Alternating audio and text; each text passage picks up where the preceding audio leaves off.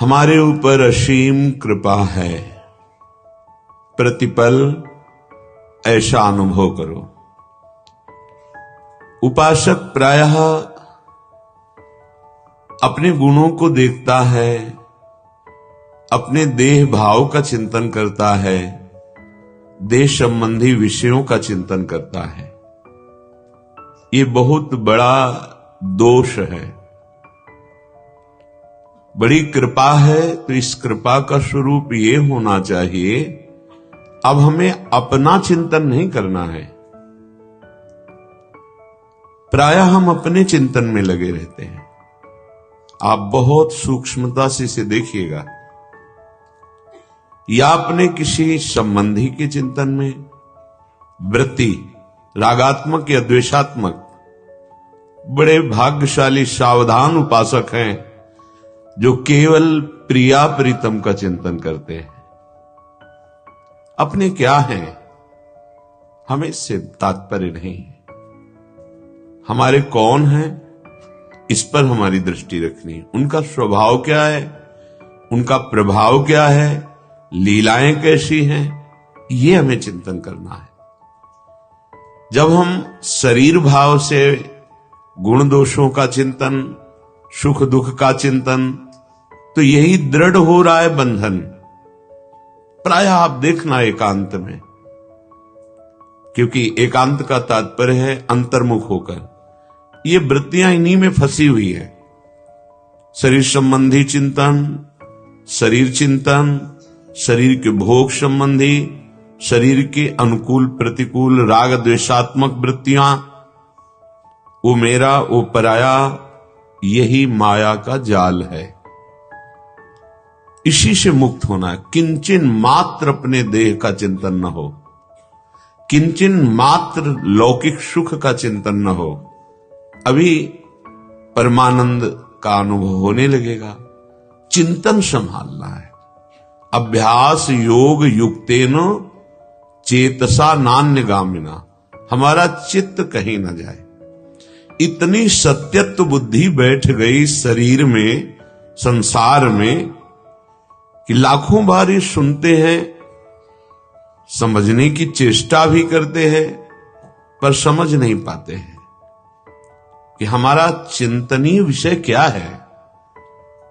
हमें कमियां हैं तो हम श्यामा श्याम के हैं, बहुत गुण हैं तो हम श्यामा श्याम के हैं, संसार में मान है तो हम श्यामा श्याम के हैं, अपमान हो रहा है तो हम श्यामा श्याम के हैं। हमें देखना है हमारी वृत्ति श्यामा श्याम पे ही जाए। इसीलिए श्रीपाद प्रबोधानंद जी महाराज कह रहे हैं कि वो बड़े धन्य भाग हैं जिनको ऐसी दीक्षा मिली और ऐसी शिक्षा मिली। ध्रुवदास जी भी कहते हैं, धन्य धन्य धन्य तेई जे इनके उपास्य हैं, जो इनकी उपासना में रत हैं। धन्य है, धन्य है, धन्य है। उनका भूत भी धन्य हो गया, भविष्य भी धन्य हो जाएगा, वर्तमान तो धन्य है ही, जो इनके उपास्य है। सेयम दीक्षा उच्च भावैर व्रतेषु सेयम शिक्षा राधिका आराधनेषु सेयम प्रेमाधीश पूर्वमूल कक्षायक्षी वृंदारण्य सौभाग्य वीक्षा। श्रीपाद कह रहे हैं, धन्य है जिसको इस महामाधुर्य भाव वृंदावन बिहारिणी जो बिहारी जू के चरणारविंद की शरणागति रूपी दीक्षा मिली। बड़े भाग्य। कई बार महापुरुषों की वाणी में पढ़ा है कि या तो अहेतुकी कृपा इसी जन्म में हो गई, और या फिर बहुत काल से साधना हो रही, भगवत स्वरूपों की आराधना करते रहे, तब जाके हमें नित्य विहार रस श्री श्यामा श्याम के चरणों की शरणागति मिलती है। उच्चैर भावैर, ये सबसे ऊंचे विराजमान है। शांत, दास्य, सख्य, वात्सल्य, कांता, सहचरी, ये सबसे ऊपर भाव है सहचरी भाव। किंचन मात्र यहां अपनी शुद्ध नहीं है, एकमात्र प्रिया प्रीतम के मिलन सुख में, प्रिया प्रीतम की सेवा सुख में निमग्न है सहचरियां।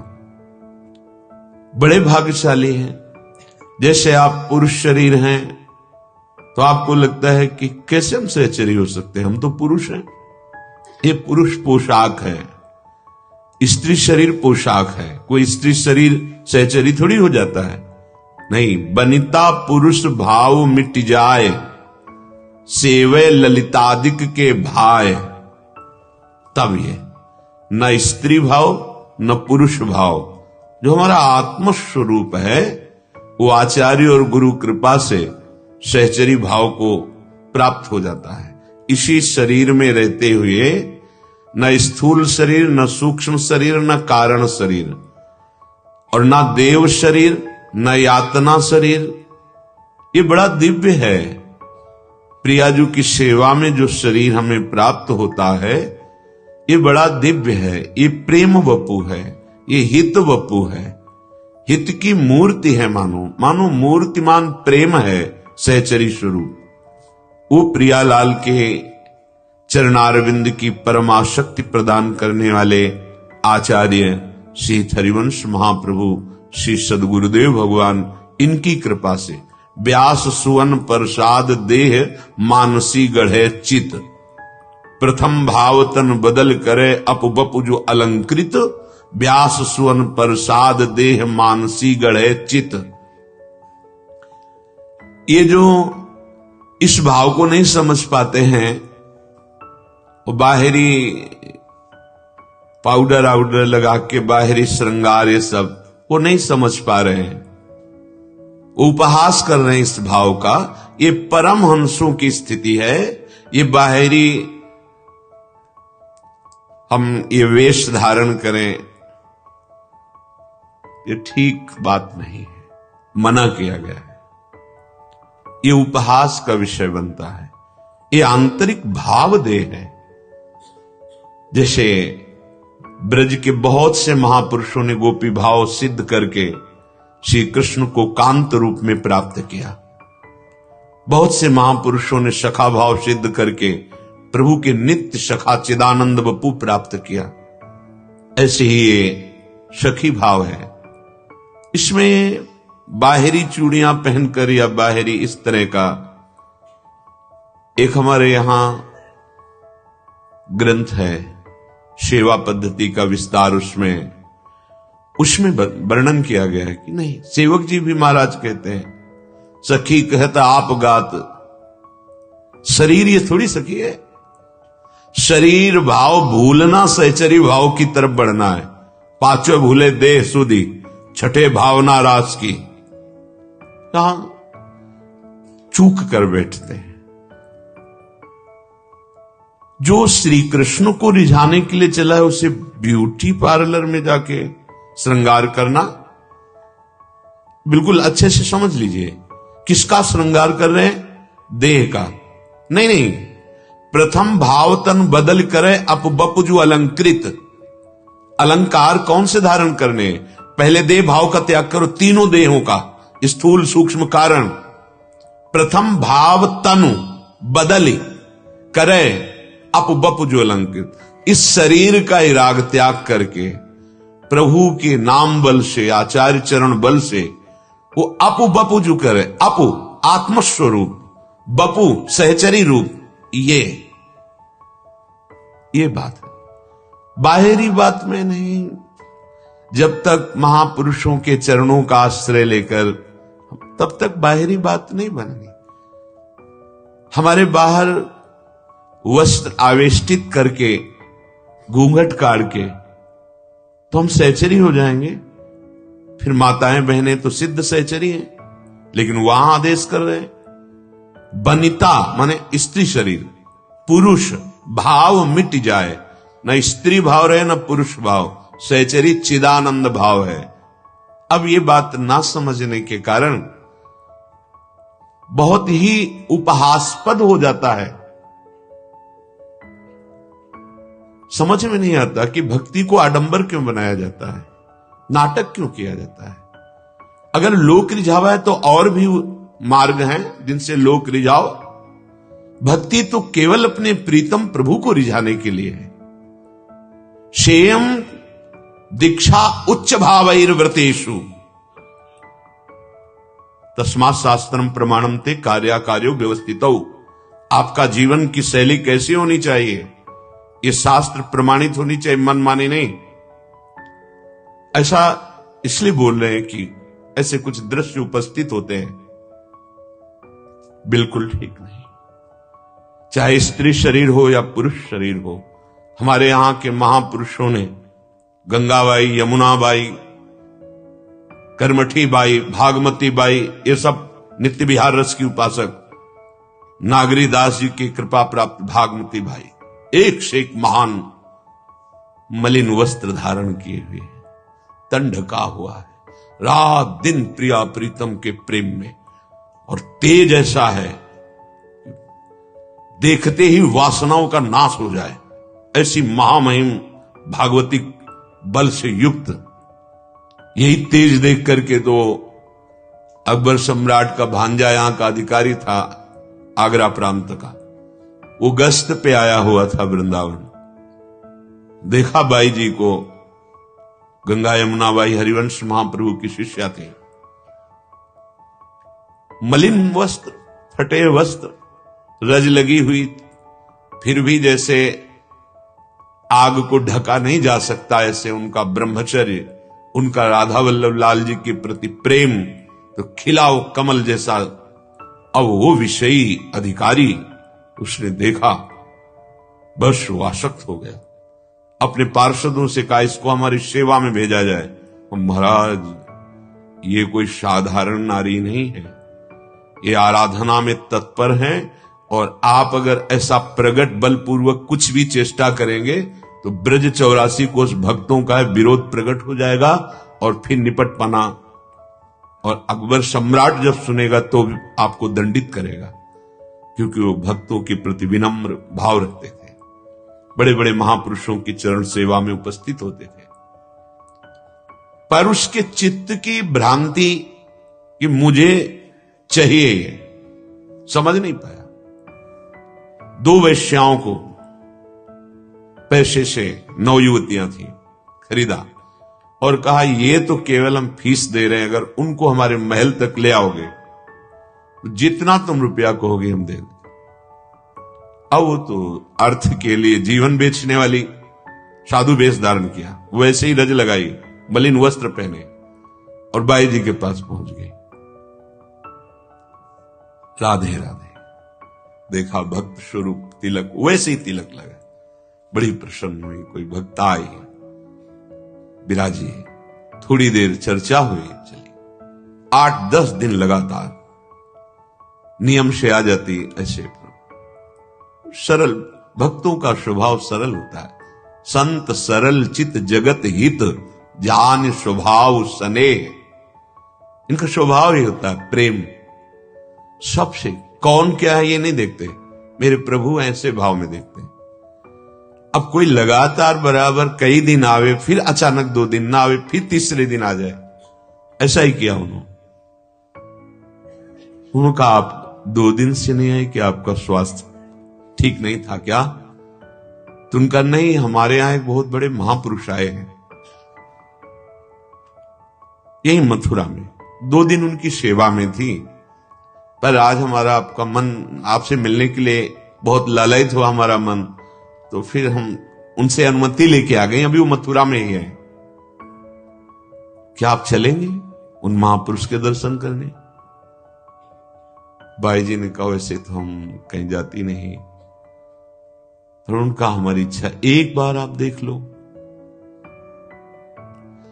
अगर भगवान की प्रेमी महात्मा का दर्शन करने की बात करें तो ज्यादा हट भी नहीं कर सकती, पर हम ज्यादा समय रुक नहीं सकती कि हम 2-4 घंटे रुके, क्योंकि हमारी अष्टयाम सेवा है राधा वल्लभ लाल की दिनचर्या। बस चलिए और एक झांकी कीजिए और आ जाइए।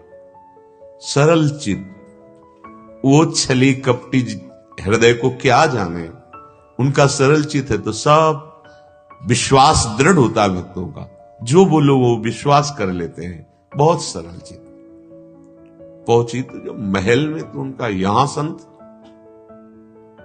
उनका संतों के लिए क्या है, महल में रखे चाहे झोपड़ी में, यहां उनको आदर से रखा गया इसलिए वो यहां है।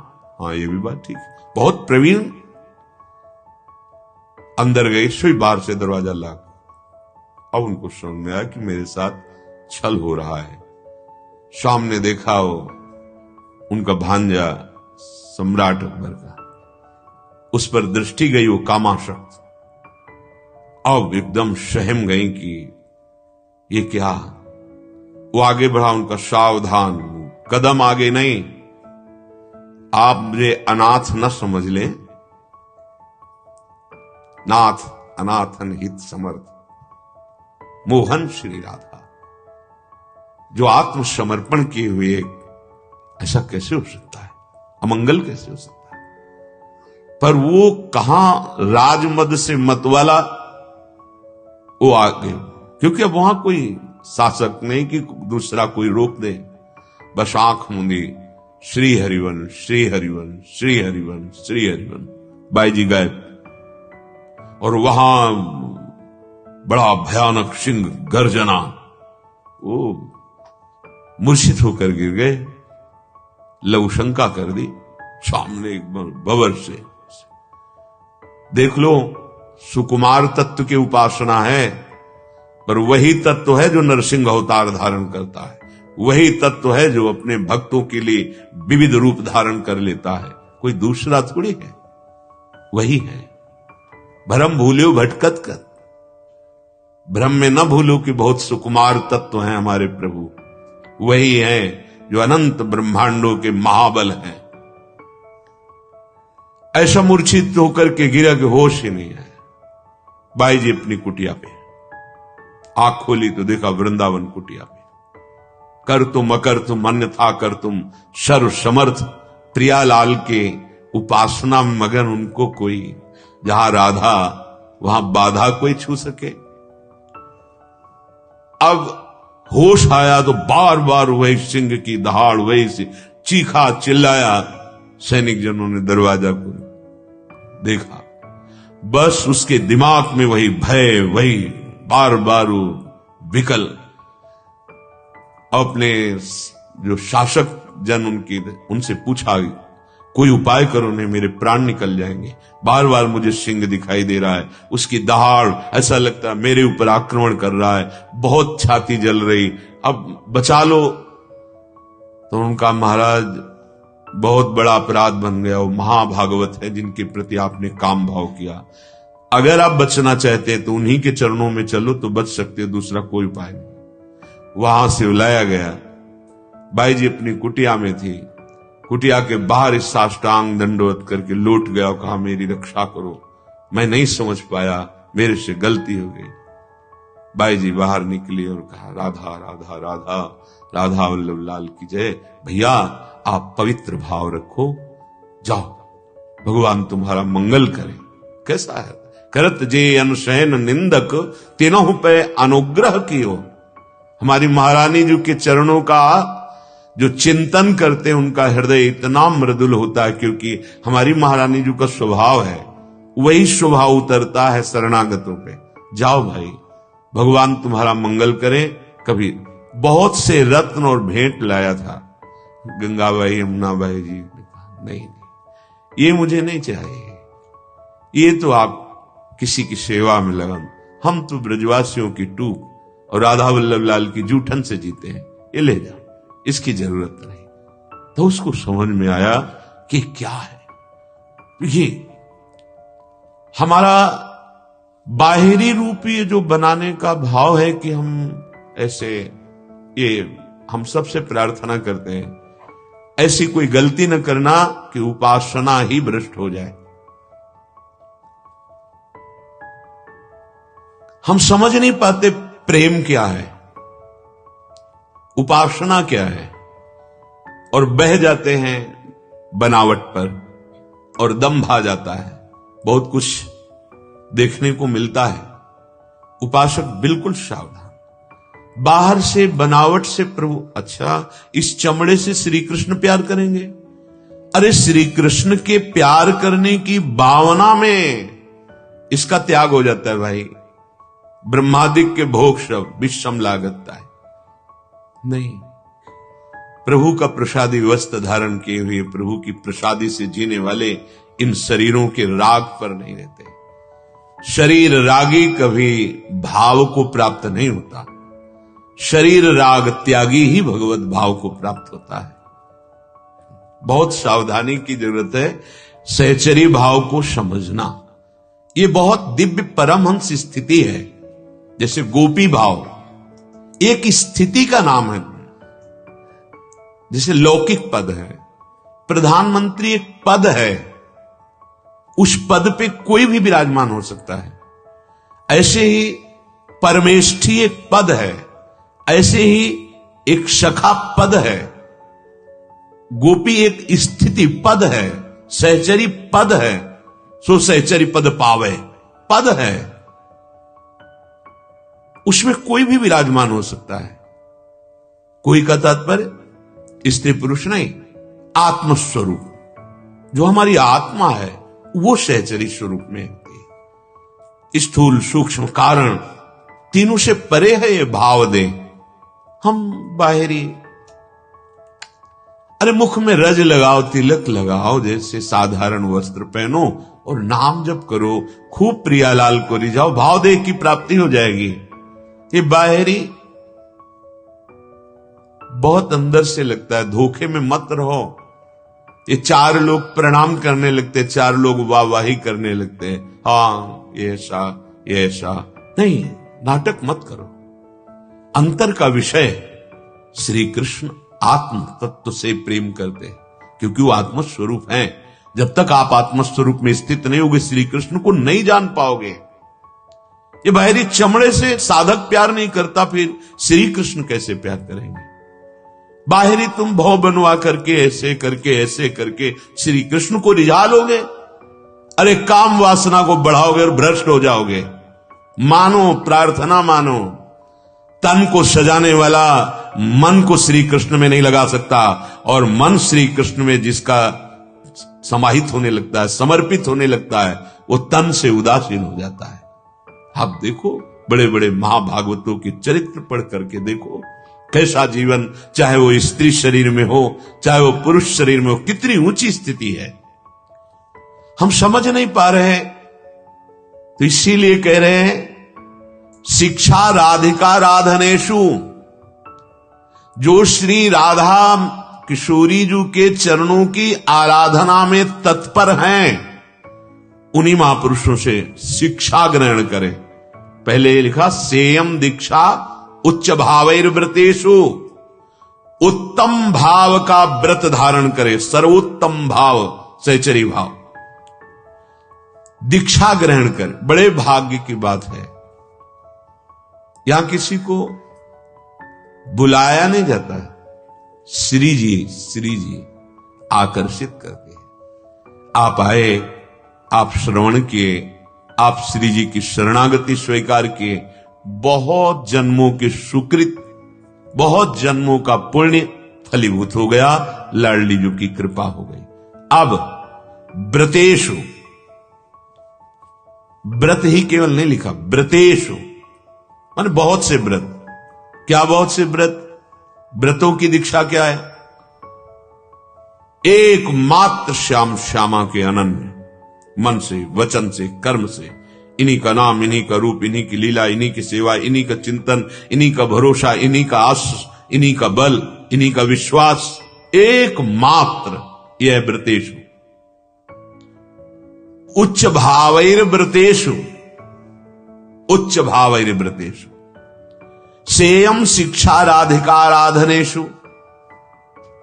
केवल शिक्षा ग्रहण करनी है श्री किशोरी किशोर की आराधना में जिनका चित्त डूबा हुआ है, ऐसे महापुरुषों से, बाहरी नहीं, बाहरी नहीं। बहुत सावधानी की बात कह रहे हैं। बड़ी चूक हो जाती जब हम बाहर, अरे बाहर क्या, यहां से ब्रह्मलोक तक कहीं भी आसक्ति नहीं होनी चाहिए, इस शरीर की क्या बात है। अब उपासना के मूल भाव को समझते नहीं बहुत। अब उनको शब्दों में हम कैसे व्यक्त करें, नाटक नौटंकी नहीं, उपहास मत करो आप श्री कृष्ण का, उपहास मत करो भक्ति का, दम्भ नाटक मत करो। यहां चूड़ियां पहने से, ये तुम्हारी भौं बनाने से, तुम्हारे बाहरी श्रृंगार से वो सच्चिदानंद रीझ जाएगा। अरे जहां रीझा है तो देख लो, रीझा है रज लगाने वालों से, और चिल्ला चिल्ला कर श्री कृष्ण के प्रति जो एकांत में रो रहे हैं, ऐसे नौटंकी नहीं भाई। उपासना नाटक मत करो, दम्भ मत फैलाओ, भक्ति को पाखंड मत बनाओ। ये एकांतिक विषय है। बाहर से तन को ढक लिया केवल, और अंदर से सच्चिदानंद स्वरूप में स्थित, ये मार्ग है बाहरी। कैसे? इसलिए मौन हो जाते हैं ऐसे लोगों के सामने। क्या बोलेंगे तो उसको अपमान लगेगा, क्योंकि वो देह भाव में स्थित है। अरे इसी का नाश करना है, देह भाव का नाश करना है। हमें इस रूप में जो फंस गए हैं, इससे हटना है, तब स्वरूप में पहुंचेंगे। और स्वरूप से श्री कृष्ण की प्राप्ति होती है। वो स्वरूप होता है सखा भाव, वो स्वरूप होता है गोपी। गोपी कोई स्त्री है, सहचरी कोई स्त्री है, सखा कोई पुरुष है। समझना होगा। खिलवाड़ समझ लिया गया भक्ति को, खिलवाड़।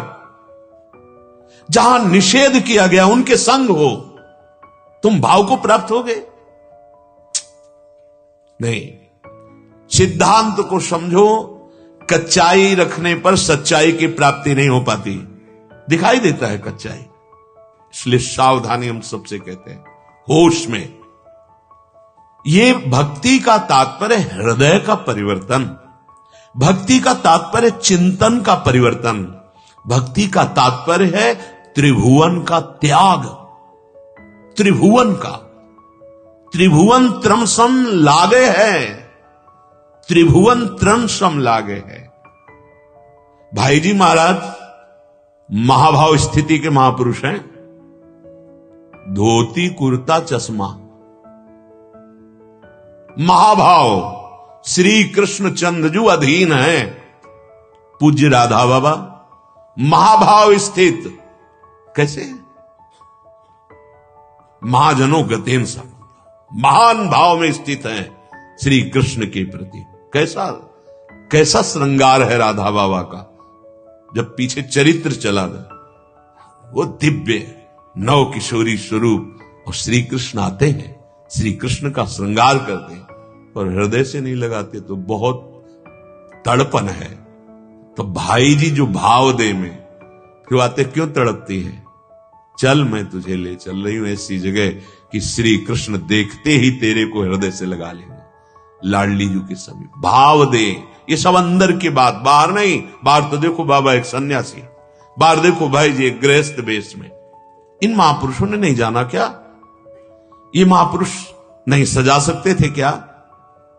और एक ब्रजमंडल भरा पड़ा है ऐसे सिद्ध महापुरुषों से, पूर्व से लेकर जो गोपी भाव, सहचरी भाव, एक से एक भाव को स्वयं महाप्रभु हरिवंश चंद्रजू हित सजनी का स्वरूप है। कैसे विराजमान है?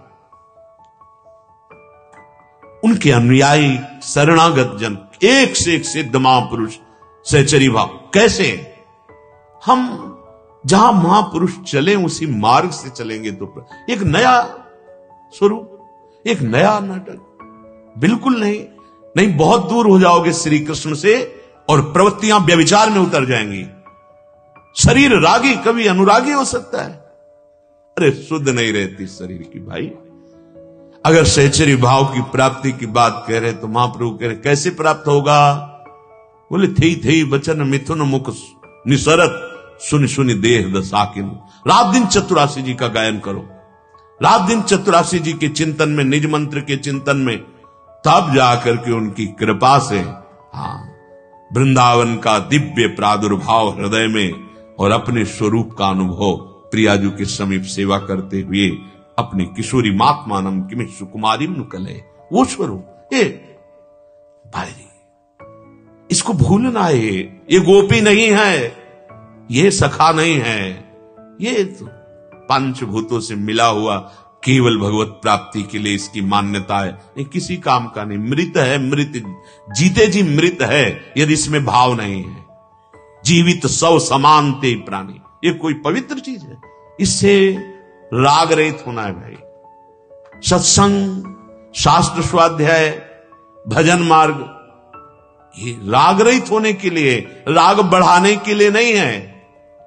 ये व्यर्थ का कोई चिंतन न करे कि इसके सजाने से, इसके दुलार से प्रभु की प्राप्ति हो जाती, नहीं भाई। हां, इसको इसलिए सुरक्षित रख रहे हैं कि जैसे श्री जी का सेवा पात्र अन्य है, ऐसे ये भी सेवा पात्र है, बस राग रहित होकर के। शिक्षाम राधिका आराधनेषु, हम इसके आराधन में लगे।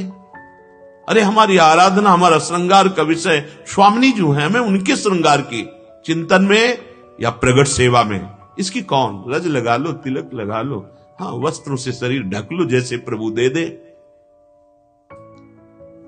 इसके लिए हमें श्रृंगार, इस शरीर को, इसको सजना, ये राग पूर्वक बहुत हानिकारक हो जाएगा भाव देह की प्राप्ति में।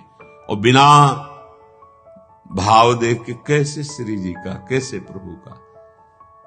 अरे आंसुओं को चुरा कर रखो, श्री कृष्ण इन्हीं में बिक जाते हैं। असलियत में यदि उनके लिए रोना आ गया, पर देखो किनको रोना आया है? जो राग रहित जीवन, जिन्होंने अपने जीवन में राग का नाश कर दिया। कई कई दिन भजन में डूबे हुए भिक्षा की याद भी नहीं रहती। नागरीदास जी को श्री जी आती है, ए बाबा तुम्हें पता है लाडली जी को अच्छा नहीं लगता, स्वयं लाडली जी के, लाडली जी को अच्छा नहीं लगता।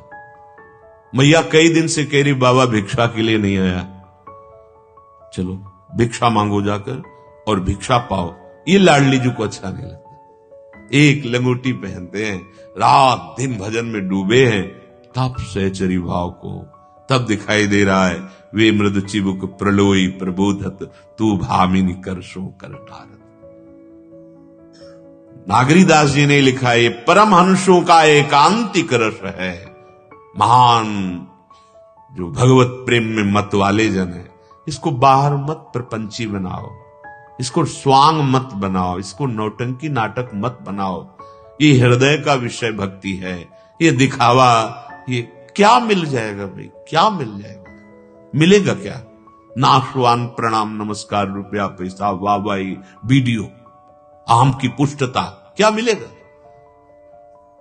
हम अपने आप को समर्पित करने के लिए चले हैं और सबको भगवत भाव में देखने के लिए चले हैं। सब मेरे प्रभु हैं, मेरे को कोई माने? अरे नहीं, मुझे मानना है। सब मेरे प्रभु, चिद चिद लक्षणम सर्वम राधा कृष्णमयम जगत। इसीलिए शिक्षा राधिका आराधनेषु, जो श्री जी की आराधना में तत्पर हैं, उन्हीं से दीक्षा उच्च भावैर व्रतेषु सेयम शिक्षा राधिका आराधनेषु। अगर हम ऐसे ही मनमानी चलेंगे तो हमें लक्ष्य की प्राप्ति नहीं होगी, या जो शब्द ब्रह्म पार ब्रह्म की अनुभूति नहीं है उनकी बातें सुनेंगे तो नहीं चल पाएंगे। ये शास्त्र जाल है, फंस जाएगा जीव। सेयम प्रेमाधीश पूर्व मूल, जो सबके मूल हैं वह है श्री लालजू महाराज।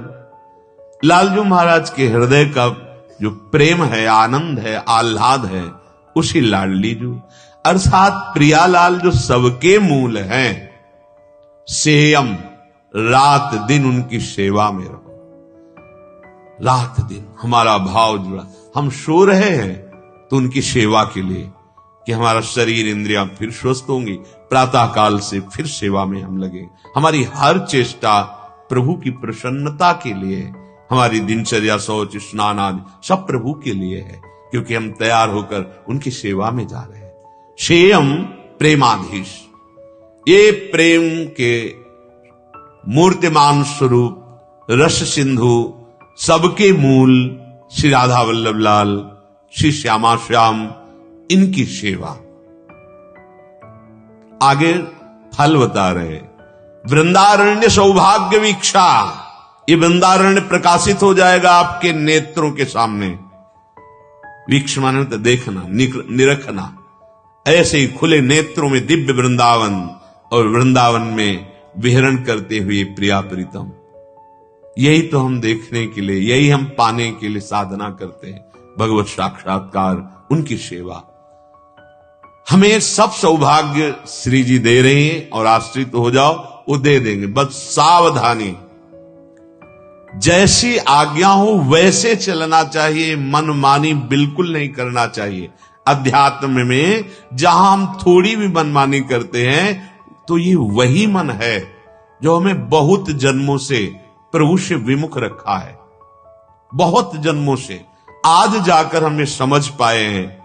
तो मन को गुरुदेव की वाणी के अनुसार, मन को शास्त्र के अनुसार चलाना सीखें, हम मन के अनुसार ना चलें। श्री हरिराम व्यास जी कह रहे हैं, निष्काम हुए जो श्याम ही गावहु। ये भगवत मार्ग है, नहीं खान पान ते भावे है, नहीं कोमल वसन सुहावे। कैसे कैसे नाटक शुरू हो रहे, भगवत कृपा से वंचित करने वाले। तब लगता है तुम जीवन को नष्ट कर रहे हो। नहीं, बहुत सावधान, बहुत सावधान। जिस सुख के लिए, जिस मान के लिए, जिस धन के लिए, जिस यश के लिए तुम ये नाटक पे उतर रहे हो, वो इससे नहीं मिलेगा। ये 4 दिन की बात है। क्योंकि जब तक इंद्रियां और मन हमारे अधीन नहीं है, ऐसे आचरण करा देंगे साहब, मिट्टी में मिल जाएगा। हम यदि वास्तविक प्रभु का आश्रय ले लें तो सब हो जाएगा और चाह नहीं रहेगी। उससे बड़ा कौन धनी होगा जिसके श्री कृष्ण है, जो एक पलक झपकते अनंत ब्रह्मांडों की रचना कर दी। वो मेरे प्रभु हैं, इससे बड़ा धनी कौन होगा? वो मेरे प्रभु। ये तृष्णा भोगों की, मान सम्मान, ईर्ष्या, पता नहीं कैसे ये हृदय में हम बर्दाश्त करते हैं। अरे निकालो, यही श्री कृष्ण से नहीं मिलने दे रही, और इसी के निकालने के लिए उपासना है। देखो, कुछ बातें ऐसी होती जो सोचने मात्र से ठीक हो जाती है। आप सोच ठीक करो अपनी, जैसा सोचोगे वैसा बन जाओगे, जैसा बनना है वैसा सोचो। एक योगी लालजी महाराज थे, गंगा के किनारे, उन्होंने उपदेश किया था। बाल योगी थे, बड़े ही योग में प्रवीण अवस्था को प्राप्त थे। वो जब मिले तो जैसा सोचोगे वैसा बन जाओगे, जैसा बनना है वैसा सोचना प्रारंभ कर दो। चिंता नहीं करनी, हर विकार दूर हो जाएगा। पर हम सोचे तो कि हमारा मार्ग क्या है, हमारा लक्ष्य क्या है। निष्काम हुए जो श्याम ही गावहु। यदि हम प्रभु का यश गान करने लगे, नाम कीर्तन करने लगे, और हमारे हृदय में थोड़ी निष्कामता आ जाए, तो अभी सुख मिलने लगे, जिससे सुख कहते हैं वास्तविक। पर हमारे अंदर इतनी तृष्णा बढ़ी हुई है भोगों की, वासनाएं बढ़ी हुई कि निष्कामता शब्द से ही परिचय नहीं। कहीं भी जाएं हम सकामता लेकर, कहीं भी कुछ करें सकामता लेकर, मतलब कामना के बिना तो हमारा कुछ होता ही नहीं। तो कामना यदि प्रभु की तरफ लग जाए तो इसी को निष्काम कहते हैं। जैसे मेरा खूब भजन बने, मैं अच्छे आचरण से चलूं, मेरे हर कर्म से प्रभु प्रसन्न होवे, और मेरे जीवन का ऐसा स्वरूप बने कि सबको सुख पहुंचाऊं और अंतिम समय प्रभु को प्राप्त हो जाऊं। ये भी तो कामना है, पर इस कामना को परम पवित्र निष्काम कहा गया है। जो प्रकृतिजन्य भोगों की कामना है, ये निंदनीय है, प्रभु की तरफ नहीं। कांटे से कांटा निकाल लो, ये कामना से इस कामना को नष्ट करो। परमात्म कामना से प्रकृति कामना को नष्ट कर दो। भगवत प्राप्ति की आशा से अन्य आशाओं को रौंद दो। प्रभु के सुख का बल लेकर हृदय में संसारिक भोगों के बल का, जो हमें इतना अधीन किए हुए हैं। देखो ना भोगों का बल, बार बार समझाने और समझने पर भी हम उनकी गुलामी नहीं छोड़ पा रहे। निष्काम होए जो श्याम ही गाओ, आप न जानत कहीं न मानत, अजहू गुरहिन करत असैलो, आपुन बिगर बिगारत औरन जीव जल नाये काचो घैलो, हरि की भक्ति बिनु तन मन मैलो। आप तो जानते नहीं कौन सा विशुद्ध भक्ति का मार्ग है, और यदि गुरुदेव समझाते हैं तो उनके विरुद्ध हो जाते हैं। बड़ा ये विचित्र, एक झल्लाहट सी, ये कैसे नहीं, आपकी बात नहीं माननी। देखो, संतों का अधिकार आपके द्वारा देने पर है। आपने अपना अधिकार दे दिया कि आप चाहे डांटो और चाहे आप दुलार करो, मेरे जीवन धन आप हो, मेरे जीवन की बागडोर आप पे। अब वो अगर आपने अपनापन नहीं दिया तो वो आपको डांट भी नहीं सकते। बोल दिया सत्संग में, या ऐसे इशारे से बोल दिया, पकड़ो पकड़ो। देखो, सत्संग का एक प्रभाव होता है। जितने आप लोग बैठे हो, सत्संग बोल रहे हैं, इनमें जो कमी होगी तो आपको लगेगा मेरे लिए कहा जाता है। वस्तुतः सत्संग सिद्धांत है, इसका प्रभाव ही ऐसा होता है कि अपने लोगों में जहां कमी होगी तो ये लगेगा सीधे मेरे को ही लक्ष्य करके कहा जा रहा है। वस्तुतः वो सार्वजनिक है, वो सिद्धांत है, पर जहां कमी हमारी होगी तो हमें लगेगा मेरे लिए कहा जा रहा है, सुधार करो। हम अपना अधिकार किसी महापुरुष को दे दे जीवन का, अब आप जैसे चाहो वैसे चलाओ। अब वो इतना विश्वास कर ले कि ये मेरा है, मैं चाहे जितना इस पर शासन करूं, अब ये कदम पीछे हटाने वाला नहीं। तो सच्ची मानो, ज्यादा शासन की जरूरत ही नहीं पड़ेगी, क्योंकि अहम समर्पित हो रहा है, ठीक होना प्रारंभ हो जाएगा। पर प्राय ऐसा नहीं होता। जो संत जन होते हैं उनको कलाएं सिखाई जाती हैं, जैसे 64 कला प्रवीण महारानी जू, 16 कला प्रवीण लालजू, तो इनके आश्रित है तो 16 ये और 64 वो, सब उस कलाएं उसके हृदय में आती, क्योंकि आराध्य देव का पूरा स्वभाव और प्रभाव उतरता है। तुम उसे फंसा नहीं सकते। फंसाने को मतलब जैसे आप अपने हो, मान लिया अब आपको शासन में ले रहे हैं अहंकार रहित करके प्रभु में लगाने के लिए, अब आप भाग पड़े और हमारे सामने ही प्रतिकूल व्यवहार कर रहे हो, बिल्कुल जलन नहीं होगी। मेरे प्रभु, मेरे प्रभु, मेरे आराध्य देव, भूल हो गई कि हमने आपको शिष्य माना, खत्म। फंसा ही नहीं सकते। ऐसा नहीं कि तुम द्वेष पैदा कर दो, ऐसे समर्पित हो तो ऐसा नहीं कि तुम राग पैदा कर दो। राग द्वेष से नहीं, भगवत भाव से। जब आप कहते हो हम आपके अधीन हैं, आपके शिष्य हैं, तो हृदय में आता है कर्तव्य। ए प्रभु, स्वांग करने आए शिष्य का तो तुम स्वांग करो गुरुदेव का, और ठीक जैसे स्वांग महापुरुषों के वैसे ही चलो, बस बेड़ा पार हो जाएगा। फंसा नहीं सकते। गुरु मेहरबान चेला पहलवान, फंसा नहीं सकते। आप फंस जाओगे यदि आप आज्ञा पे नहीं रहोगे। आप न जानत कहीं न मानत, आपको मार्ग पता है नहीं, और जब आपको बता रहे हो आपके मन के प्रतिकूल पड़ रहा है तो आपको जलन हो रही, झल्लाहट हो रही, आप उनकी अवज्ञा कर दें, ठीक नहीं है। एक जगह तो विश्वास कर लो, उनकी बात को तो मान लो, आप निहाल हो जाओगे। अजहू गुरहीन करत असैलो, गुरुदेव भगवान के विरुद्ध असैलो, विरुद्ध आचरण करते हैं। अरे गुरुदेव ने जो आपको आज्ञा करी है वो परम पद में आरूढ़ करने के लिए, कोई इतना प्यार नहीं करता जितना गुरुदेव। गुरु का हृदय बहुत विशाल हृदय होता है, ये परिचय महापुरुषों से प्राप्त होता है। अजहुन गुरहीन करत असैलो, गुरुदेव की वाणी का उल्लंघन करते हैं, उनकी आज्ञा के प्रतिकूल चलते हैं। आपुन बिगरी बिगारत औरन, ऐसे लोग आप गए और औरों घालें, अपने तो बिगड़े हुए ही हैं और जो उनके संग में होते उनको बिगाड़ देते हैं। जैसे कितना सुंदर निर्मल जल हो, अगर कच्चे घड़े में डाल दिया गया तो जल भी और वो गागर भी दोनों बिगड़ गए। ऐसे ही अगर हम गुरुदेव की आज्ञा पे नहीं चलते, साधन शुद्ध हमारे हृदय में प्रकाशित नहीं हुआ, तो हम दूसरे को भी ले डूबने वाले बन जाएंगे। जुग जुग जन्म जन्म याही ते अजहू न भर्यो विषय को थैलो।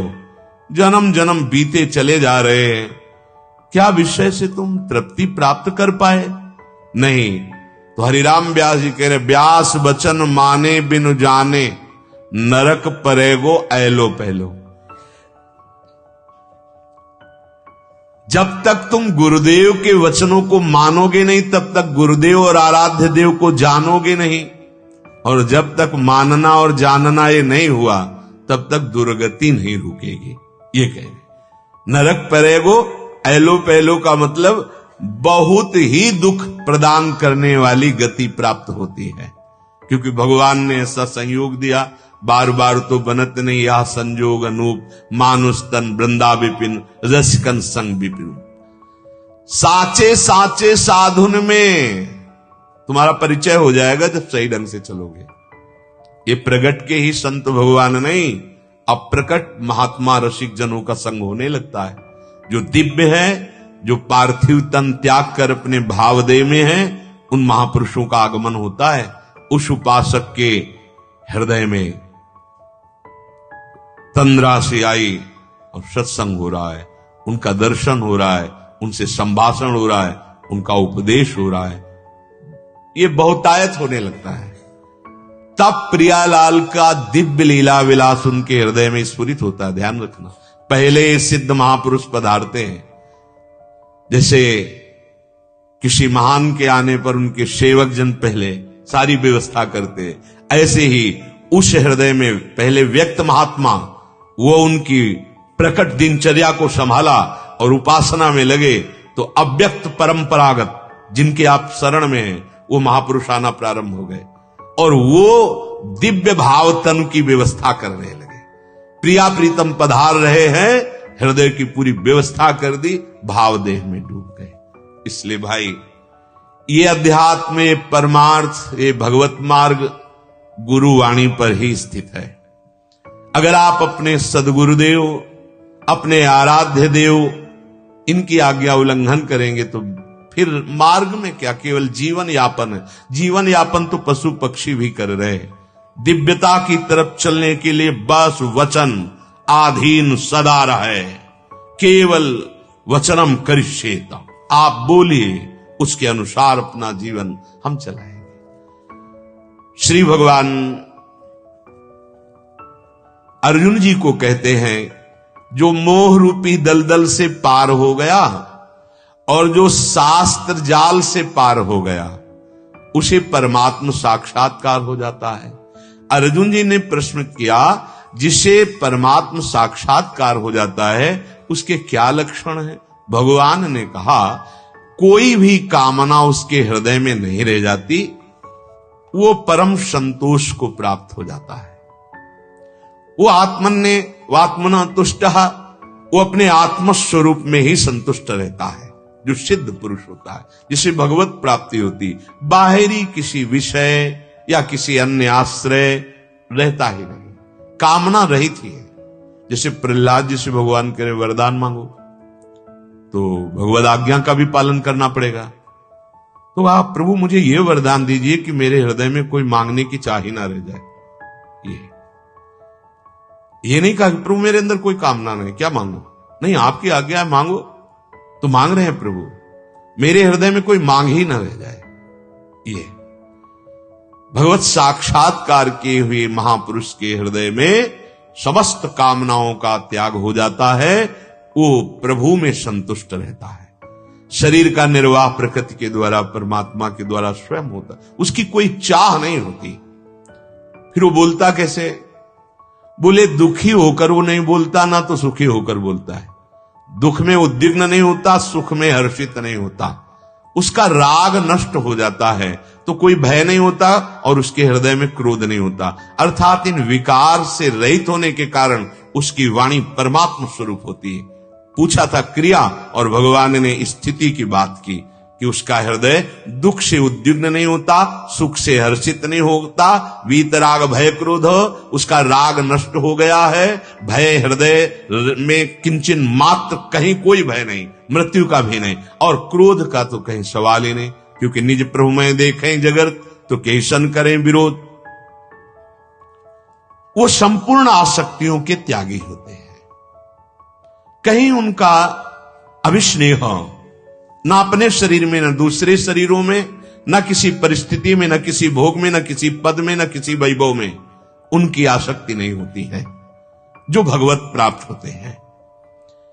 अब वो बैठता कैसे है, पूछा था बैठता कैसे है, तो कहा यदा संघरते चायम कूर्मोंगानीव सर्वशः इंद्रियार्थेभ्यः तस्य प्रज्ञा प्रतिष्ठिता। जिस तरह कछुआ अपने अंगों को सब ओर समेट लेता है, ऐसे ही वो महापुरुष इंद्रियों के विषयों से इंद्रियों को सब प्रकार से हटाकर परमात्मा में स्थित, उसे कहा जाता है स्थित प्रज्ञ महापुरुष। भगवान ने यहां कछुए का दृष्टांत दिया। कछुआ जब चलता है तो उसके 6 अंग दिखते हैं, 4 पैर, पूंछ एक और मस्तक। परंतु जब वो अपने अंगों को छिपाता है तो केवल उसका कवच दिखाई देता है, बड़ा मजबूत होता है। ऐसे ही स्थित प्रज्ञ 5 ज्ञानेंद्रियां और 1 मन, ये 6 जो मना कष्टान इंद्रियाणी प्रकृति स्थान करशति, इन 6 को प्रकृति से हटाकर परमात्मा में स्थित कर चुका है। किंचन मात्र इंद्रियां या मन प्रकृति में नहीं, किंचन मात्र नहीं, एकमात्र परमात्मा में अंतर्मुख स्थित प्रज्ञ कोई भी विषय चाहे ब्रह्मलोक तक का हो, उसकी इंद्रियों में हलचल नहीं पैदा कर सकता। कितनी ऊंची स्थिति है। यहां भगवान की वाणी को हम पढ़ते नहीं, उसका मनन नहीं करते, व्यर्थ में अहंकार को पुष्ट करते हैं। ब्रह्मलोक तक का कोई भी भोग उस भगवत प्राप्त महापुरुष की इंद्रियों में चंचलता नहीं पैदा कर सकता। यत्तदोर नित्य संबंधः, एकमात्र प्रभु के संबंध में स्थित रहते हैं। इंद्रियों को अपने अपने विषयों से सर्वथा हटाकर स्वतः सिद्ध अपने स्वरूप में स्थित महापुरुष, कोई काल भी उसे अधीन नहीं कर सकता। वो किसी फल में आसक्त नहीं हो सकता। कैसी भगवत प्राप्ति की उच्च अवस्था है। उसके हृदय में किंचन मात्र प्रभु के सिवा नहीं है। अब जिसके हृदय में प्रभु के सिवा सब प्रपंच भरा, कैसे उसे जान पाएगा। जैसे आकाश में सूर्य उदय हुए हैं पर आंख हमारी बंद, हम सो रहे हैं, तो जब आंख खुलेगी तभी तो पता चलेगा सूर्य तो उदय हो चुके, कृपा तो आपके ऊपर हो चुकी। अमोघस्य, अमोघ कृपा है। सत्संग मिला, आपको परमार्थ का पता चल रहा है, किसे कहते हैं परमार्थ, पर आप आंख मूंदे हुए हैं। जब आंख खोलोगे तभी पता चलेगा। कहीं ऐसा ना हो कि सूर्यास्त हो जाए फिर आंख खुले तुम्हारी, तो अंधेरे में ही सोए थे, अंधेरा ही रह जाएगा। बहुत बढ़िया अवसर है, मान लीजिए। जब बहुत प्रियता होती तब कहा जाता है मान लीजिए। हर प्रश्न का उत्तर देने के बाद भगवान ने बहुत जोर की बात कही, सर्वधर्मान परित्यज्य मामेकम। ये बहुत बड़ी बात होती है। बहुत प्यार जब उदय होता है तब ये कहा जाता है। श्री भगवान का अर्जुन जी के प्रति बहुत प्यार। हम आंख बंद किए हुए हैं, कितना कृपा हमारे ऊपर है। सच्ची मान लीजिए, वृत्तियों का कहीं भी फंस जाना है हमारे लिए बहुत हानिकारक होगा। इन्हीं वृत्तियों से हमें भगवत चिंतन करना है। हमें वृत्तियां बचानी है अपनी। कहां वृत्तियों की तरफ हम देख पा रहे हैं? धन की तरफ देख पा रहे हैं, व्यवहार की तरफ देख पा रहे हैं। कुछ लोग तो इस बात में जीवन व्यतीत कर रहे हैं कि समय कटना चाहिए। कैसे कटेगा? प्रपंच की बातें, नाना प्रकार के प्रपंच को देख सुनकर, अरे कुछ नहीं है तो ताश खेल रहे हैं। क्यों भाई? इस समय अगर आप नाम जप करो तो जीवन सार्थक ना हो जाए, पर इतना सौभाग्य उदय नहीं हुआ। सूर्य कभी अस्त नहीं होते, ये हमारी आंखों किससे अस्त होते हैं। जैसे बड़े पहाड़ हैं वो उधर ऐसे, उनका एक, हम क्या समझते हैं कि हमारे आंखों से उजल हो गए तो हमारी आंखों में प्रभु नहीं दिखाई दे रहे तो प्रभु नहीं है क्या? अरे बोले प्रभु को जानते ही नहीं तो उनसे क्या प्यार करते? तुम अपने को जानते हो लेकिन कितना प्यार करते हो? अपने को जानते हो? नहीं जानते हो। अपने स्वरूप को जानते हो? नहीं। देह को जानते हो? और सीधा प्यार ही प्यार, केवल इसे एक रोम भी अगर जरा कष्टप्रद हो जाए तो आप पीड़ा से युक्त हो जाएंगे। ऐसे ही मान लो, संत जन जो कह रहे हो मान लो, शास्त्र जो कह रहा मान लो। सूर्य तो है ही, तुम्हारी आंखें नहीं देख पा रही, प्रभु तो है ही, उनके सिवा कोई नहीं है। ये जो नानात्व दिखाई दे रहा है ये भी प्रभु है। सर्वम खलमिदम ब्रह्म। पर पहले राग रहित हो, नाम जप करो, भगवदाश्रित हो, विषयों से बचो, तब आप समझ पाओगे। अभी तो विषय ही जीवन है। अब यहां एक बड़ी सूक्ष्म बात भगवान ने कही कि वो अपनी इंद्रियों को मन सहित अंदर अर्थात इंद्रिय विजयी हो जाता है। अब आगे भगवान कह रहे हैं कि केवल इतने से ही बात नहीं बनती कि आप इंद्रिय विजयी हो गए तो आप मान लो कि भगवत प्राप्त हो गए। आपका मन, आपकी इंद्रियां आपके अधीन हो गई तो इसका मतलब नहीं कि आप भगवत प्राप्त हो गए। इसलिए आगे का श्लोक बोला, कहा विषया विनिवर्तन्ते निराहारस्य देहिनः रसवर्जम रसोप्यस्य परम दृष्ट्वा निवर्तते। मान लो आपने निराहार इंद्रियों को उनका विषय नहीं दे रहे और आप अपने को मान लिए कि मैं इंद्रिय विजयी हो गया हूं, विषय सेवन नहीं करता, तो विषय तो निवृत्त तो दिखाई दे रहा है, लेकिन विषय के प्रति रस बुद्धि इसकी निवृत्ति हुई? यदि नहीं तो हाथ कुछ नहीं लगा। पर हम जिस स्थित प्रज्ञ की बात करते हैं वो परमात्म रस का अनुभव करके विषय रस का त्यागी हो गया है। इसी को ध्रुवदास जी वर्णन करते हैं, रसबल छूटे न जो विषय। अगर हमारे अंदर भगवत रस नहीं आया और हम त्याग कर रहे विषय का, ठीक है, आपका ना नाम जब चल रहा है, ना आप लीला ज्ञान कर रहे हैं, ना आप प्रभु के प्रेम रस की तरफ लक्ष्य दृढ़ किया, तो तन छाड़े मन गहिरे दोनों ही दुख हो। शरीर से तो छोड़ दिया, मन उसके लिए लालायित है, दूना दुख हो रहा है। और रसबल छूटे जो विषय तब ही तो सुख होए। यदि नाम का, प्रभु के लीला गायन का, प्रभु की प्राप्ति का दृढ़ लक्ष्य है, नाम चल रहा है, चिंतन चल रहा है, तो उससे रस प्रकट होता है। उस रस के बल से विषय में रुचि ही नहीं रह जाती। ये हुआ वास्तविक त्याग। तन छाड़े मन गई रहे दोनों ही दुख होए। अगर हमारा शरीर विषय से अलग है और मन विषयों का चिंतन कर रहा है, उसमें सुख बुद्धि रख रहा है, तो अभी कोई भगवत प्राप्त थोड़ी हो गए। हम इसी की बड़ी बड़ाई करने लगते हैं। निराहारस देहिना, ये नहीं खाया, ये नहीं पिया, ऐसे नहीं, ऐसा नहीं किया, तो हम उसी का गर्व कर लेते। भगवान कहते अभी बात नहीं बनी। बात बनेगी परमात्म रस की स्थिति में, जब इनके प्रति कोई महत्व ही ना रह जाए। हम जो कुछ त्यागते हैं उसका अभिमान बहुत जोर का बना रहता है, इसीलिए भगवदानंद नहीं मिलता त्याग होने पर भी। कहीं भी किसी भी त्याग का अभिमान, त्याग की स्मृति का भी त्याग, तब रस की अनुभूति होती है। इसीलिए बिना गुरु कृपा के लाभ नहीं मिलता। कैसे? अब गुरुदेव ने कहा है कि ये नहीं करना, ये नहीं करना, तो वो हमारे अभिमान का विषय थोड़ी, उनकी कृपा से वो त्याग हो रहा है। नहीं, हम तो उसी में लगे हुए थे, गुरुदेव की कृपा से हो। त्यागाभिमान नहीं, त्याग का जो हमारे अंदर अभिमान है वो भगवत प्राप्ति नहीं होने देगा। इंद्रियां विषयों से हटा ली, जितेंद्रिय हो गए, ये हमें भाव हो गया, पर हमारे अंदर रस बुद्धि है, सुख बुद्धि है, तो भगवत प्राप्ति तो हुई नहीं।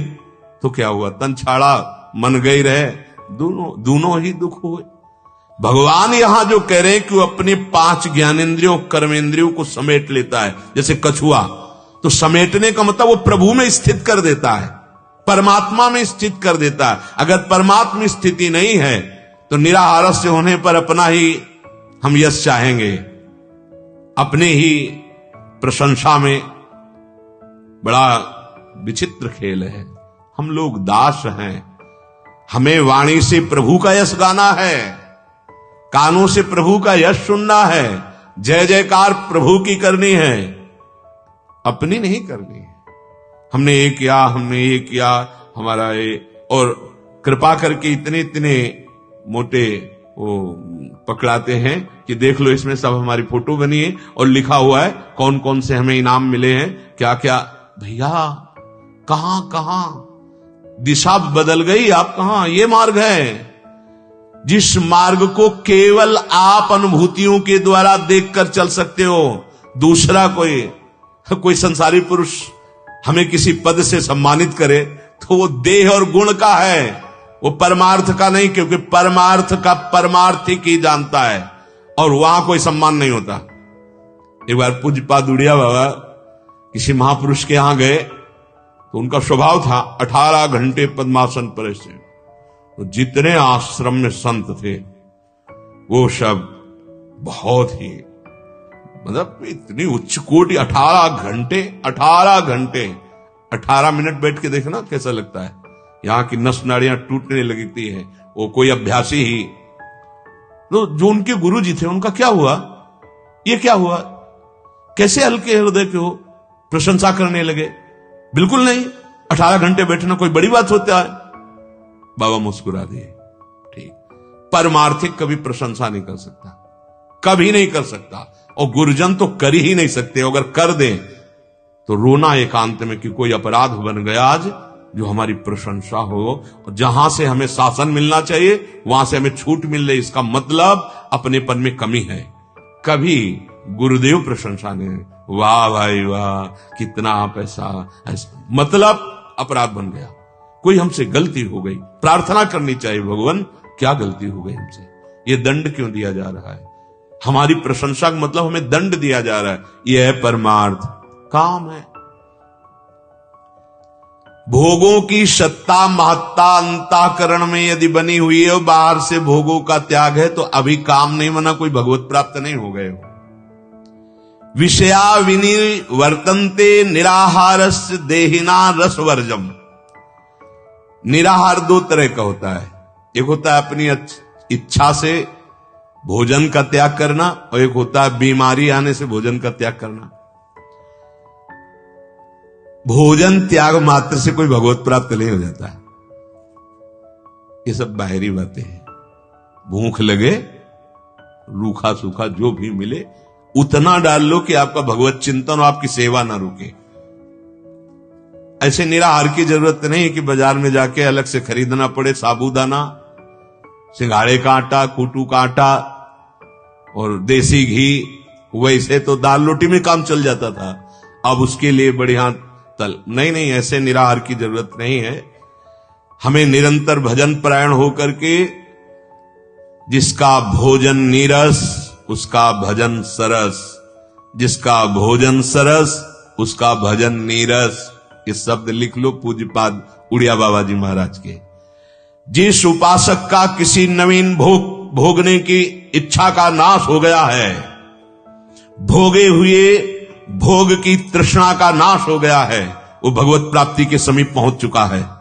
पूज्यपाद उड़िया बाबा, किसी भी नवीन भोग भोगने की इच्छा का नाश, भोगे हुए भोग तृष्णा का नाश, वो भगवत प्राप्ति के नजदीक पहुंच रहा है उपासक जो भजन परायण है।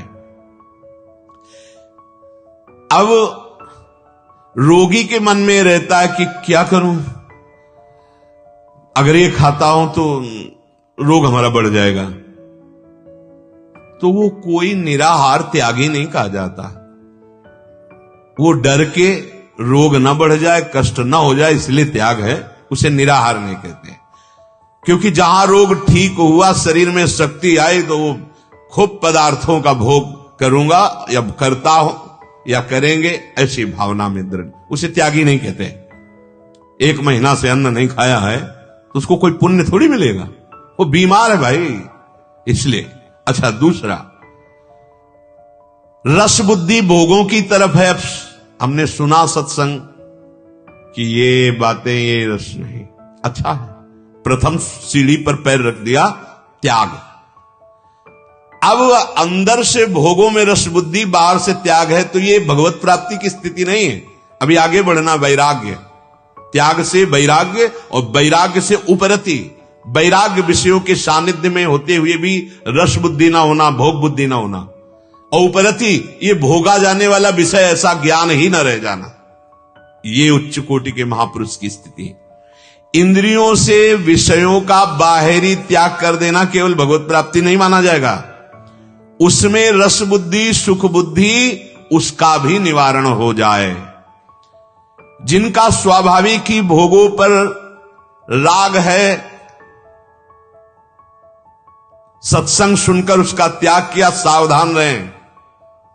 यदि नाम जप नहीं चल रहा, भगवत उपासना नहीं बन रही, तो टिक नहीं पाओगे ज्यादा दिन, वो फिर उसी विषयों में गिर जाएगा, क्योंकि रस बुद्धि सुख बुद्धि है।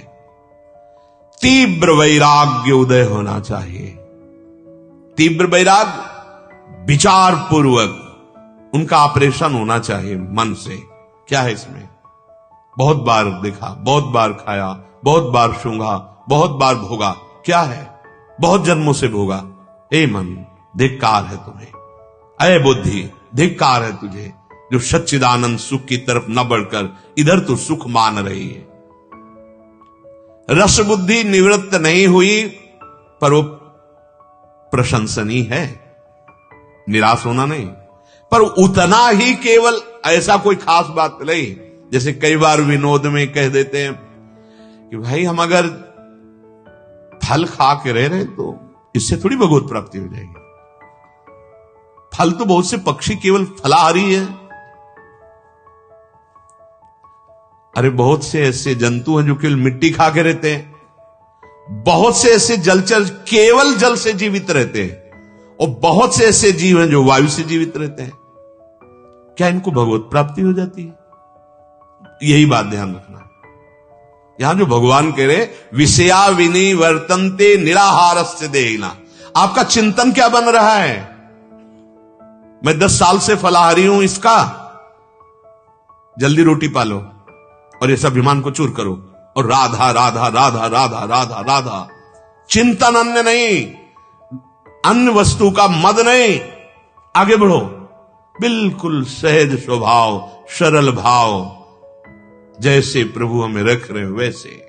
बस फल मिला तो आज फल पाके रह रहे, कल हलवा मिला तो हलवा पाके रह रहे, परसों नहीं कुछ मिला तो भूख पाके रह रहे। ये अध्यात्म की परमार्थ पथिक। गृहस्थी में जैसे प्रभु जो रूखा सूखा दिए, भोग लगाया, जय जयकार की, पाया, कर्तव्य कर्म कर रहे हैं, नाम जप कर रहे हैं। अभिमान किसी विषय का नहीं आना चाहिए। रसोप्यस्य परम दृष्ट्वा निवर्तते, जो परमात्मा में स्थित हो गया है उसकी रस बुद्धि त्रिभुवन से हट जाती है। त्रिभुवन त्रिसम लागे, रस बुद्धि खत्म, क्योंकि वास्तविक रस का परिचय मिल गया। रस की ही मूर्ति दोई रसिक लाडली लाल, अब परिचय मिला रसमय हरिवंश, परम परमाक्षर, रस स्वरूप हरिवंश और रस स्वरूप वृंदावन, रस स्वरूप श्यामा श्याम। तो हमारा भी स्वरूप रसमय है। अब विषयों की तरफ आकर्षण, रस बुद्धि नहीं रह गई। रसोप्यस्य, रस बुद्धि जब तक कहीं है, रस बुद्धि सुख बुद्धि। अरे बहुत दुर्लभ भगवत प्राप्ति इसीलिए कही जाती है कि बहुत ही घुमाव से माया फंसा लेती है। चले परमार्थ की तरफ, एक कदम नहीं देख पा रहे कि हम परमार्थ की तरफ चल रहे कि वापस लौट रहे हैं। जब हम घर से निकले तो हमारा लक्ष्य क्या था? भगवत प्राप्ति। हम का तात्पर्य समस्त वैरागी। जब आप सत्संग के लिए कदम निकाले तो आपका लक्ष्य क्या था? साधु संग करने जा रहे हैं, इसका मतलब भगवत मार्ग को जानने जा रहे हैं, भगवत प्राप्ति के लिए जा रहे हैं, निष्पाप होकर, परम पवित्र होकर महासुख प्राप्ति के लिए जा रहे हैं। फिर परिवर्तन क्यों नहीं हो रहा? विचार करो। रस बुद्धि कहीं है, कहीं सुख बुद्धि है? नहीं तो जो भी घर से निकलता है भगवत प्राप्ति का ही लक्ष्य है। हमें तो ये लगता है साधु मार्ग का मतलब क्या है? जब कोई साधु बनने के लिए निकलता है तो उसका लक्ष्य क्या होता है? भगवत प्राप्ति। अगर और कोई लक्ष्य है तो साधु हो ही नहीं सकता। जिसका भगवत प्राप्ति लक्ष्य है वही साधुता धारण कर सकता है। साधुता बहुत बड़ी वस्तु है। रसोप्यस्य, रस बुद्धि साधक की कहीं भी नहीं होनी चाहिए, एकमात्र आराध्य देव में। अगर ये रस बुद्धि है तो राग है, राग है तो भोग है, फिर वहीं पहुंच गए। निष्कामता ही राग का नाश है। निष्कामता जब तक भगवत रस का अनुभव नहीं होगा तब तक कैसे आएगी निष्कामता? बिल्कुल कुछ अच्छा नहीं लगता। आप भजन करके तो देखो, भजन बढ़ाओ, एक ऐसी स्थिति आ जाती, कुछ अभी कोई अवस्था नहीं है विषय त्याग की। हम देखते हैं नहीं चाहिए हमें विषय सुख। हृदय में बहुत आनंद का अनुभव होता है कि देखो सत्संग का प्रभाव, कि इस समय तो इसको बावरा होना चाहिए भोगों में, विषय में, पर साधक कहता नहीं, कोई सुख की आकांक्षा नहीं। बहुत बड़ी बात है, बहुत बड़ी उपलब्धि है। यही तो हमें भगवत प्राप्ति नहीं होने देता। भोगों में सुख बुद्धि, उसकी सुख बुद्धि नष्ट हो जाए, वो परमात्मा में स्थित माना जाता है। बाहरी सब कुछ है, सुख बुद्धि भोगों में है, भले नहीं भोग रहे तो अभी परमात्मा प्राप्ति की स्थिति नहीं है। श्री भगवान कह रहे हैं जैसे जैसे हम प्रभु की आराधना में लगते हैं तो हमें जो रस मिलता है उसी रस बल से विषय रस का नाश होता है। ज्यों ज्यों प्रभु के नाम में रस, प्रभु के रूप में रस, प्रभु की लीला में, प्रभु के धाम में, त्यों त्यों जितना ब्रह्मा का रचा हुआ मायाकृत खेल है, ये सब ऐसे लगने लगता है जैसे बचपन में हम जिन खिलौनों को खेल रहे थे और जब बड़े हुए तो उन्हीं खिलौनों को देख के हंसी नहीं आती। छोटी सी चिड़िया प्लास्टिक की, छोटी सी कार, छोटे, उनमें अगर उस समय कोई ले ले तो फिर तांडव मचा दे, रोना, किसी की गोद में ना आना, वो खिलौना दे उसको। ऐसे कुछ हम लोग हैं, बच्चे ही हैं अभी अज्ञान की धरा में। उनके छोटे खिलौने थे, हमारे बड़े थोड़े खिलौने हैं। लेकिन जब आप ज्ञान में जगोगे तो वैसे ही आपको हंसी आएगी जैसे आप अब सयाने अपने को मानकर उन छोटे खिलौनों को देख करके, अगर मां घटना बतावे कि इसके लिए तू हमें भी झिड़क रहा था और इतना फैल कर रो रहा था, राजी नहीं हो, तो हंसी आएगी कि उस समय बच्चे थे ना। ऐसे ही जिस समय तुम्हें भक्ति योग में या ज्ञान योग में या अष्टांग योग में सही ढंग से चलोगे और भगवद रस मिलेगा तो तुम्हें हंसी आएगी अपनी उस वृत्ति पे कि कहां मैं फंसा था, क्या मैं कर रहा था, ऐसा लग रहा था कि इसके बिना मैं जी ही नहीं सकता। जैसे रुपये में रस आने लगे तो कुछ भी आप नहीं देखेंगे कि धर्म है कि अधर्म है, क्या सब में अपनी अपनी रस वृत्ति है। धन में भी रस वृत्ति है। धन के लिए प्राण भी त्याग देते हैं लोग, धन के लिए दूसरों के प्राण भी ले लेते हैं। रस बुद्धि मतलब सुख बुद्धि। भोगों का रस तभी छूटेगा जब भजन में रस आएगा, प्रभु का रस आएगा। भोगों का त्यागी है पर भजन नहीं बन रहा तो भगवत प्राप्ति बहुत दूर न करे। भजन खास, इसीलिए सत्संग में कई बार याद कीजिए कहा है चलो छोड़ने की बात तुम छोड़ो, पकड़ने की बात में आओ। पकड़ो, जहां पकड़ने की बात आए कि नाम को पकड़ो, धाम को पकड़ो, प्रभु के चरणों को पकड़ो, प्रभु की लीला गायन को पकड़ो, तो ऐसा रस मिलेगा कि अपने आप छूट जाएंगे। तुम चिंता ना करो। साधना में जब रस मिलने लगता है तो भोगों का रस अपने आप छूट जाता है। कैसे लगने लगते हैं भोग? बोले जैसे बमन। कैसे त्याग होने का अभिमान नहीं होता? बोले जैसे मल त्याग का। ऐसे संपूर्ण लोकों का त्यागी होना चाहिए। त्यागी कैसा? मलवत त्याग। जैसे मल त्याग के बाद उसके हृदय में कोई अभिमान नहीं रहता, वो उसकी कोई चर्चा नहीं करता कि हमने ऐसा, ऐसे मलवत संसार का त्यागी हो और वमनवत भोगों से घृणा हो। वमनवत जैसे कोई उल्टी करके ऐसे तो ऐसे गाओगे आप, नहीं, ये बात सूक्ष्मता की। ये तभी आएगी जब साधना में रस मिलने लगेगा, नाम जब भगवत, बड़ा उत्साह बढ़ता है, बड़ा उत्साह बढ़ता है। अभी थोड़ा अपराध हुए हैं, उनका नाश होने दो, तो आप फिर देख लेना कैसा भजन का उत्साह। कम सो करके जल्दी बैठ जाना, अधिक से अधिक नाम जप करना। रात्रि है, शांत है, सब सो रहे, बैठे हो, नाम जप कर रहा है, मंत्र जप कर रहा है, और इसका अभिमान नहीं। खास बात देखनी, किसी चेष्टा का अभिमान नहीं। बड़ी गुरु कृपा है, बड़ी हरिवंश कृपा है, आचार्य कृपा है। हरिवंश कृपा हरिवंश कहें, हरिवंश कहें हरिवंश लाहें। रस बुद्धि रहते हुए जब भोगों की प्राप्ति होती है तो एक चित्त में द्रवण क्रिया होती है, और वो भोग चित्त में अपना संस्कार छाप देता है। बार बार वही भोग का चिंतन और बार बार वही भोगने की इच्छा होती है। अब वो भोग के वशीभूत होकर के मानव जीवन को नष्ट कर देता है। इससे निकल पाएंगे ऐसी सोच ही नहीं रह जाती। बहुत सावधानी की जरूरत है। कुछ नहीं है, कहीं कुछ नहीं है, बस ऐसी आसक्ति है जैसे बच्चा खिलौनों में आसक्त है, ऐसे में अज्ञानी जीव भोगों में आसक्त है। जो भजन करके भगवत प्राप्त हो गया है, उसके हृदय में किंचन मात्र कोई भोग विकार पैदा ही नहीं कर सकता, क्योंकि उसके भीतर वृत्ति ही नहीं रह गई है। भगवदाकार ऐसी स्थिति है कि वृत्ति ही नहीं रह गई कि कहीं चली जाए। कैसे? जैसे भैंस के आगे 1 अरब रुपया रख दो, उसके अंदर लोभ वृत्ति पैदा हो जाएगी क्या? बढ़िया उदाहरण दिया।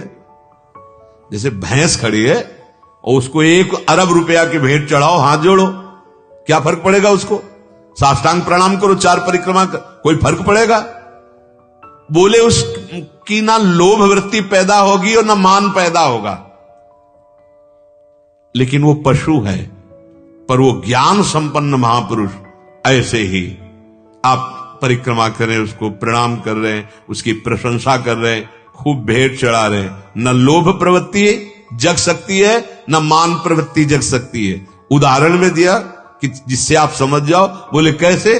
जैसे भैंस के आगे या पशु के आगे आप खूब भेंट, हाँ हरी घास रख दोगे तो उसका मन चरने को हो जाएगा, नहीं। आप भगवत चर्चा सुनाने लगोगे तो उसकी श्रवणेंद्रिय जाग जाएगी।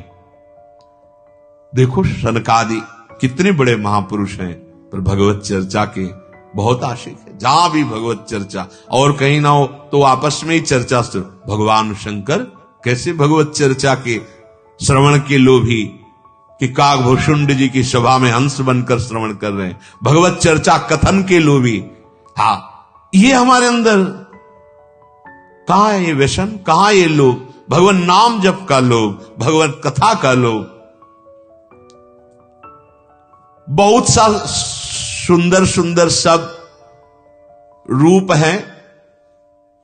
क्या कोई पशु तुम्हारे रूप को देखकर लुभायमान होगा? उदाहरण तो बहुत सुंदर सुंदर सब है, तो वो लुभायमान थोड़ी जगह बहुत सुंदर है। कुछ भी संसार का वैभव उस महापुरुष के अंदर कोई भी आकर्षण नहीं पैदा कर पाता। इसे कहते भगवत प्राप्ति। देख लो, ना हर्ष, ना शोक, ना भय, ना राग, ना क्रोध, ना कामना, ना कोई वैभव माया के द्वारा, ब्रह्मा के द्वारा रचा हुआ कोई भी वैभव उस सिद्ध पुरुष के हृदय में हलचल नहीं पैदा कर पाएगा। जैसे हमारे कहीं शरीर में खुजली हो तो हम खुजलाते हैं, उसमें जो सुख का अनुभव होता है, जैसे दाद हो जाए, बस ऐसे ही सारे इंद्रियों के विषय सेवन के सुख है, खास नहीं। प्रहलाद जी ने भी वर्णन किया है। तत्वज्ञ महापुरुष के चित्त में कोई भी विषय भोग सामने हो रहा है, तो उसके हृदय में हलचल नहीं। एक तो विषय भोग रखा हो और एक विषय भोग हो रहा है। जैसे आश्चर्य का विषय है कि शौभरी जी मछली की क्रीड़ा को देखकर ऐसा, तो जो स्थित प्रज्ञ है, भगवत साक्षात्कार किया हुआ महापुरुष, तो सामने भोग क्रियाओं को देखते हुए भी वो ज्यों का त्यों निर्विकार रहेगा, क्योंकि रस बुद्धि का नाश हो चुका है। नाशवान में रस बुद्धि है तो तुम्हें अनुभव हो रहा है कि रस है, वस्तुतः उसमें रस नहीं है। नासतो विद्यते भाव, है ही नहीं रस। कहां रस है? बोले भोजन में रस है। ठीक है, क्या रस में तुम्हें अच्छा लगे? बोले खीर है, रसगुल्ला है, नमकीन, खट्टा, मीठा। ठीक है, बैठो, पवा रहे हैं अभी। हर कवल में रस कम होता चला जाएगा। आपको लग रहा है कि बहुत रस लग रहा है, और लाओ, पवाते चले जाओ। वही मन, वही इंद्रियां, वही जबान कहेगी बस, नहीं पाओ। वो खड़ा हो जाएगा, नहीं बस, नहीं रस था, नहीं, बोले अब छक गए। उसे रस ही नहीं कहते, उसे रस ही नहीं कहते। तुम्हें भ्रम था रस है। आओ भगवत रस में, तन मन के बिछुरे नहीं, चाह बढ़े दिन रैन, कबहु संजोग न मानही, देखई भरी भरी नैन। रात दिन पान कर रहे हैं, करत पान रस मत परस्पर, पर लोचन त्रसित चको। जितना रस पान करोगे भगवत रस, उतना ही प्यास बढ़ती चली जाएगी। और यहां नहीं, अब नहीं चाहिए। क्या, किस इंद्री का रस भोगो? अंदर से अगर ना निकल पड़ेगी, नहीं चाहिए। वो कुछ क्षण के लिए है, फिर उसका चिंतन बनेगा, फिर उसमें लगोगे। अंदर से कोई भोग, कोई भी सुख, आप देखो, अगर उसमें रस होता तो नहीं क्यों निकल पड़ा? आपकी तृषा, आपका रसास्वादन बढ़ना चाहिए, क्योंकि रस उसमें है, लेकिन नहीं निकलता। कोई भी भोग हो, आप बहुतायत में जब उसका सेवन करें। एक महात्मा को खीर बहुत अच्छी लगी। अब कई दिन खीर का चिंतन बना के भरपेट मिले, कहीं दो नाम मिली होगी। महात्मा बताया ना कि जो भगवत चिंतन करते हैं उनको कलाएं प्राप्त हो जाती, कैसे, किस विषय से कैसे जीतना है। एक भगत के यहां देखा बहुत सी गाय और भैंस थी, तो उन्होंने कहा आप साधु सेवा करेंगे? हाँ महाराज, बोलिए क्या? बोले खीर पवानी 10 साधुओं को। बोले वो तो दूध है ही, हम पवा देंगे, आप कै बजे आओगे? बोले आप जब दोपहर में आ जाओ। बोले 10 महात्माओं का? बोले हम 20 की व्यवस्था रखेंगे, आप चिंता ना करो। अच्छे से अधौटे दूध करके खीर बनाई 20 महात्माओं के लिए, कड़ाह में भर। अकेले आए, उनका और महात्मा? बोले हैं यही, 5 ज्ञान इंद्रियां, 5 कर्म इंद्रियां, अपने भाव हैं यही हैं। अकेले हम, पूरा बंद कर दो कमरा, ले खीर। अब किलो 2 किलो तक तो, फिर इसके ले खीर, अब यहां और खीर उल्टी हुई, उसी उल्टी को साना, उसी में पलटी को जो बमन था, और रोम रोम खड़ो, कभी नहीं खाएंगे खीर। नहीं अभी नहीं, ले खीर ले। कहां रस है? आप नाम जप करो, और जिस दिन राधा नाम सुधा रस का, तो रात दिन जपने पर भी ऐसी भूख बढ़ेगी। हमारा हृदय नाम रस से, रूप रस से, भगवत रस से जब युक्त हो जाएगा, तो त्रिभुवन में कोई विषय आकर्षित नहीं कर पाएगा, और उसी को भगवत साक्षात्कार की स्थिति कहते हैं, जहां किंचन मात्र कोई आकांक्षा, कोई कामना नहीं। यही प्राप्त करने के लिए सत्संग मिला है, मानव जीवन मिला है। कुछ समझ में आवे तो आवे, और ना आवे तो राधा राधा समझ में आ जाए। खूब नाम जप करो, सब साधन बन जाएगा। नाम जप करो, सब स्थितियां आ जाएगी। नाम जप पकड़ लो, इस कलिकाल में नाम जप ही जीवन मुक्त बनाने वाला है। वो सब विकारों का नाश कर देगा। नाम जप, नाम जप, यही जीवन का सार। नाम जप, मान लो, हमारी प्रार्थना मान लो, ये निराकार साकार जो भी तुम जानना चाहोगे, जो पाना चाहोगे, लौकिक पारलौकिक जो स्थिति, वो सब नाम में विराजमान है। निरंतर नाम जप करो, भगवद आश्रित होकर हमसे गलत आचरण ना हो पाए, ऐसी प्रभु से प्रार्थना करते रहो। शेष चर्चा आगे। श्री राधा वल्लभ लाल।